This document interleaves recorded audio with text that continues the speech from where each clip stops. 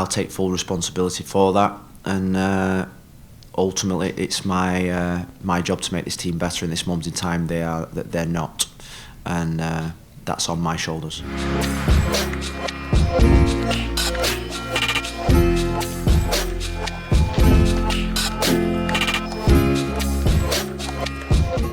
Hey, what's up everybody, and welcome back to Miami Total Football. We're at Drive Pink Stadium, where just a few hours ago Inter Miami broke its record for most consecutive losses in franchise history, and it did so with a record defeat, a 5-0 dismantling at the hands of the New England Revolution. Yes, you heard that correctly, a 5-0 loss for Inter Miami to make it 6 games in a row without a win. And the result was indicative of just how poor, how putrid, how shambolic the performance from Inter Miami was, because the team did play well in the first 10-15 minutes. It was on the front foot, looked the more dangerous team, the team more capable of scoring. But the New England Revolution got on the board at the quarter hour off a free kick that was headed home very well. And from there, Inter Miami just unraveled. It fell apart. It lost its fight, its effort, its desire. And things just got really, really bad after that. The New England Revolution ended up taking a 4-0 lead at halftime, and that is pretty remarkable, especially in a home game with fans in the stands, to be down not only 4-0 in general, 4-0 in the first half. That is awful, awful and abysmal.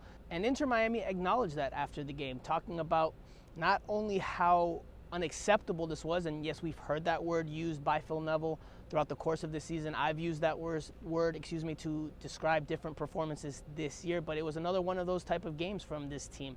And also, again, this is just for me, the worst performance in team history, and I've used that to describe other games throughout the course of this year. But unfortunately for you guys and for Inter Miami, the team just continues to outdo itself in that regard. This was the worst performance that we've ever seen from Inter Miami. And the team knows it didn't perform. It did not play well, and they acknowledged that after the game, talking about the overall showing as well as some of the exchanges that were made at halftime. Yeah, I came in pissed. Like, I didn't have it in my whole career, so I was very pissed. Then the coach came in and he told us like it's a complete disaster what we're showing, and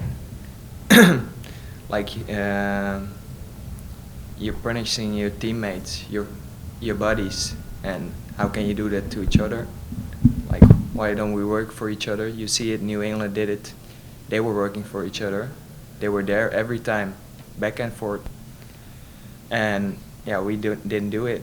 Now look, the title of these videos say analysis normally, and we normally try to give you some analysis off the initial watch. I always go back and watch the game a second time to get a better and deeper understanding of what happened over the course of the 90 minutes. But we're going to try to push that aside here, at least for the initial watch, the analysis on the initial watch. Because look, you can say that some players lost their individual battles on set pieces. 2 of the first 4 goals from the New England Revolution come on set pieces, dead ball situations. But let's talk about the bigger picture. Let's talk about the bigger recurring issues with this team, because I think that is a bigger talking point, a bigger takeaway from this game, at least on initial viewing. Because this is a broken team. This is a fractured team. This is a team that does not play for itself. Nick Marsman called this performance a disaster, something he's never seen, a total disaster, and something he's never experienced in his career. And this was in his debut with the team. He hasn't even been here for the other previous awful displays that Inter Miami has had. So look, the team is in a bad way, and Inter Miami after the game either recognized that or got to the point where it said, look, we can acknowledge this publicly, or we have to acknowledge this publicly, because enough is enough. Things just aren't working out, and they talked about that in detail after the game. When you're a team doesn't have an I in it. Team's spelt a certain way because it needs everyone to be pulling in the same direction. It needs everyone to be fighting for the same cause. That's what a team is. That's what New England was. Did they have a better player than us, New England? On paper, no. But they're a team. And that's what we must become. That's what this football club must have. It must have a team. It must have a team that represents the badge. It must have a team that represents David and Jorge and Jose. That's a team. That's all I'm asking for. I'm asking for a team that will fight for each other, a team that will look round the dressing room and trust and believe in each other and fight for each other, almost like a brotherhood. That's all we need. You can win games, you can lose games, you can have great moments and you can have bad moments. This football club just needs a team on the field that plays as a team and fights for those supporters behind the goal. When I was growing up as a young kid, that's all I asked for from my team. And that's what I've asked them to do. I've asked them to look in the mirror just like I will tonight. Now look, hearing that from Phil Neville, hearing those words from Phil Neville post-game are obviously very eyebrow-raising, but it's not the first time we've heard this from Inter Miami. They've had these chemistry issues, this lack of cohesion and this lack of collective group for some time. If you go back to last year, think about the loss that Inter Miami had to Nashville SC in the playoff game. They lost 3-0, and Deja De La Garza after the game says they're not on the same page. Then over the winter break, I asked Will Trapp when he joined Minnesota United why he thinks Inter Miami didn't succeed in its expansion season, and he says it's a collection of individuals. Now we're hearing Phil Neville say he just wants a team. He's practically pleading in his post-game remarks. At least that's how I took it. He was practically pleading, looking for answers to get this group to buy in and be a solid and unified group. But it's not that, and it continues to not be that. And we're seeing it on a consistent basis. We're seeing games. Today's game looked like a Sunday pickup game from Inter Miami's standpoint because players were so disjointed, not on the same page, not playing for one another. Nick Marsman even said, I've never seen so much space and such disorganization. It was putrid. It was as bad as I've seen in person in professional soccer in my 10 plus years of covering the sport. It was very, very bad. And you guys know that because some of you here at the stadium booed and jeered at halftime, booed and cheered Gonzalo Higuain when he came out of the game, and of course, obviously at the final whistle as well. And there were, of course, also some critical chants towards the team. So, look, there's a lot of reasons. We can touch on that in a little bit for why that is, but let's quickly listen to something that Victor Ulloa said in the pre-game press conference on Tuesday. I asked him about Rodolfo Pizarro and whether he had been disconnected from the group, and Ulloa talked about chemistry. He didn't answer directly about Pizarro, but he talked about chemistry and the lack of it in Inter Miami's camp. Yeah, I think in general it's been tough. It's not an excuse, but COVID has really impacted the sport, especially in locker rooms. At the beginning of the season, we weren't allowed to be in the same locker room, so we just saw each other on the training ground, and then everybody would go their own way. Now things are starting to be a little bit better. We're all in the same locker room. We're sharing common space. We're eating together. We're doing activities together. So it's bringing that team bonding and team unity that is really needed, especially for when you have a lot of different guys in a new group and you want to build some strong bonds off the field that'll translate into the field. It's been tough on that aspect.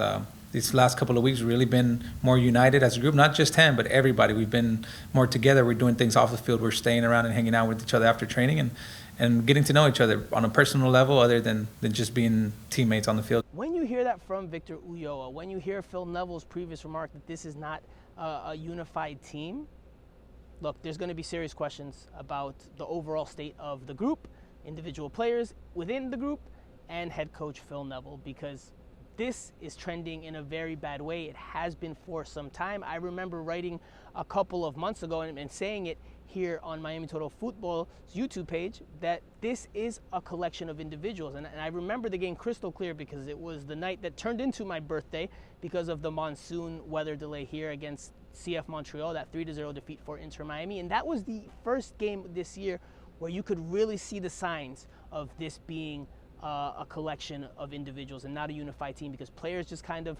some players just did their own thing and weren't really playing for one another and fighting for one another, and they weren't playing within the team structure that you see at the professional level. That's the norm. That's just the bare minimum at this level. And then you saw it, and you've seen it since in different occasions. But this game against the New England Revolution just put a big spotlight on it. And at the end of the game, Phil Neville touched on that very topic, and he also touched on his standing with the team.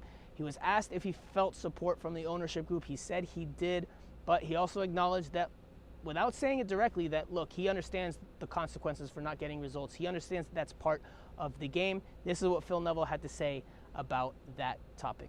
I feel their full support. I always have done. The concern is me. They don't need to tell me about their concerns because I have the same concerns. And I've been in football long enough, and I've been in situations where these results aren't good enough.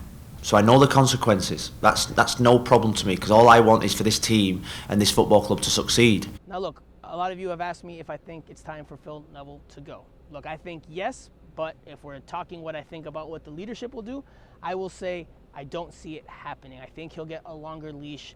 I think they'll give him the benefit of the doubt and more time to try to work his way out of this. Obviously, his ties with David Beckham are very close. He's not only a former teammate and a friend, but also a business partner, so I don't think they'll let him go just yet. I don't think, even if Jorge Mas wanted to, I don't think David Beckham would sign off on that. I think they're going to try to give him more time. Now, that does not mean that his seat is not hot. I think his seat is as hot as it's ever been, and I think real discussions are going to be had with regards to the job he's doing, what he needs to change, as well as the players itself, because the team, again, like we've said before, it's just not functioning. It's just not working. I think some of the changes that could be made or that should be made are dropping Blaise Matuidi from the lineup. He's been very inconsistent and given you good performances too few times. I think Gonzalo Higuain's probably also needs to be benched. You could say statistically he's done a great job this season. He's had a hand in 6 goals, 6 of Inter Miami's 9 goals, but the numbers don't paint the full picture. From a performance standpoint, it's just not that great.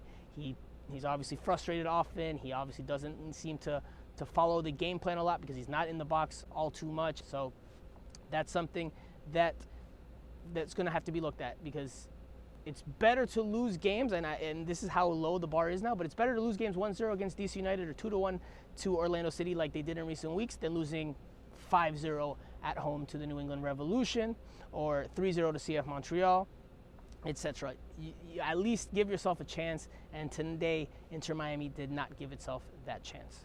It's probably the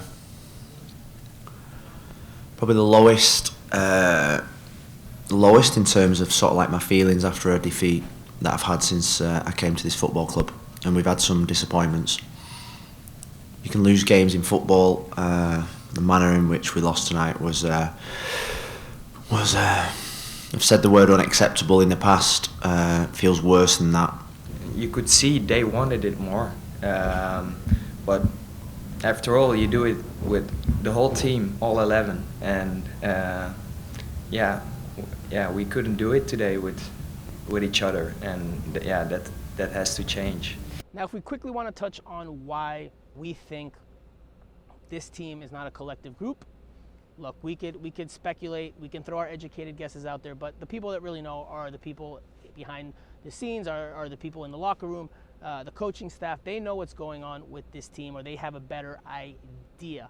Now, look, it could be something cultural.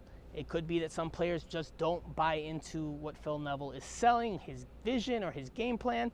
They just don't believe in him.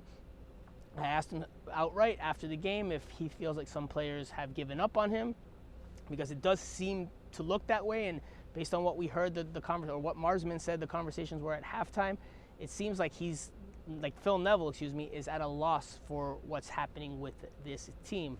But look, at the end of the day, I think some hard decisions need to be made across the board, and we'll see some changes very, very soon. Again, I don't think it'll be in the coaching side, but I think we'll see some changes within the structure of the team, within the lineups, and who starts and who does not.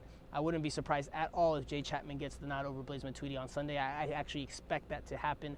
But again, a lot of things need to change, because there's no one solution to this problem. I don't think you can blame an individual, but we have to do it together as a team. We're working on it quite a while, I heard. So, but this was a complete disaster. But that about does it for now. What did you think of Inter Miami's 5-0 loss to the New England Revolution? Do you think at this point it's time for Phil Neville to go, for Inter Miami to part ways with the head coach? Do you think the issue lies more so with the players? Let me know in the comments section below. And as always, please don't forget to like, comment, share, and subscribe. We'll be back later this week because there's another game on tap for Sunday. Inter Miami plays the Philadelphia Union here at Drive Pink Stadium, so there's a quick chance to rebound, but things obviously aren't pointing in a very optimistic direction. I'm Franco Panizo. This is Miami Total Football, and we'll see you guys again very, very soon.